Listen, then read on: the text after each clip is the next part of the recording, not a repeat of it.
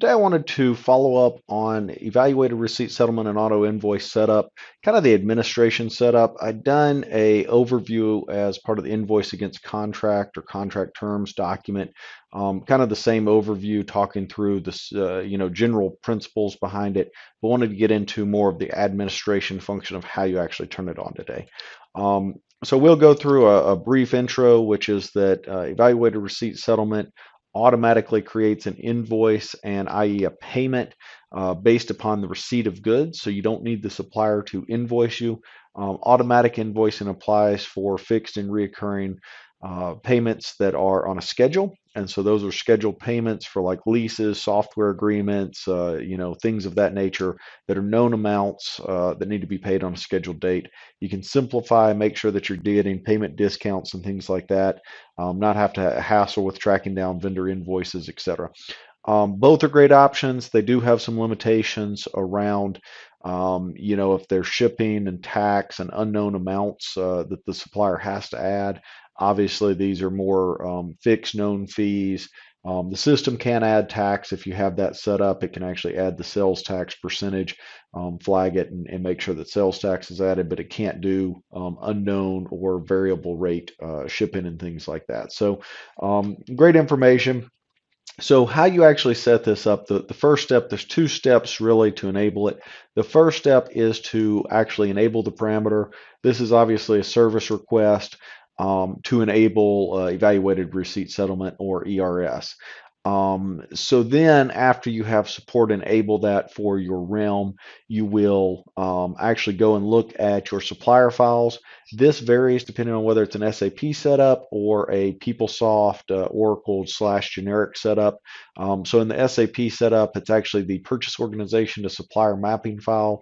In the generic setup, it's in the supplier location file. Usually it's actually XERSY as the field name or the unique name in the file. You'll need to turn that to yes. And obviously the reason that we want to control it in both places is that we want you to work with the supplier, tell them, hey, you aren't going to submit invoices for these transactions anymore. We're going to automatically generate the payment. They'll need to know that payment's coming, how to apply it to your account, what it's for, etc.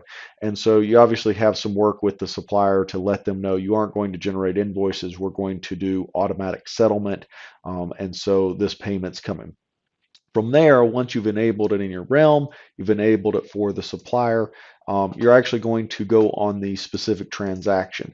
In this case, we're looking at contract terms, but it could also be on the purchase requisition.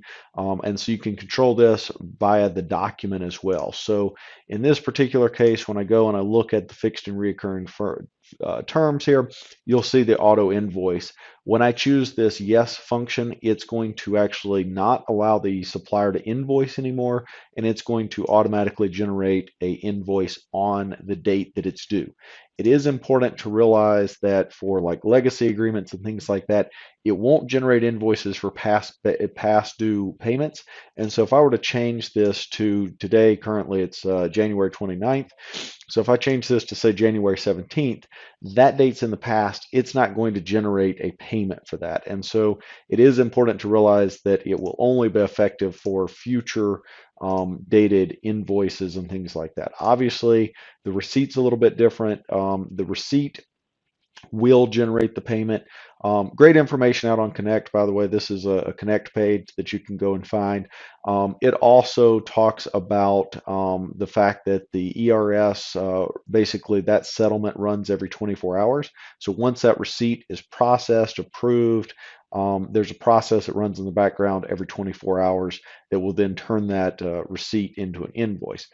It's also important to note that all of the invoice rules still apply. So any type of invoice rules, approvals, etc. you have will apply unless you have done something in the configuration of the approval rules to outlie that.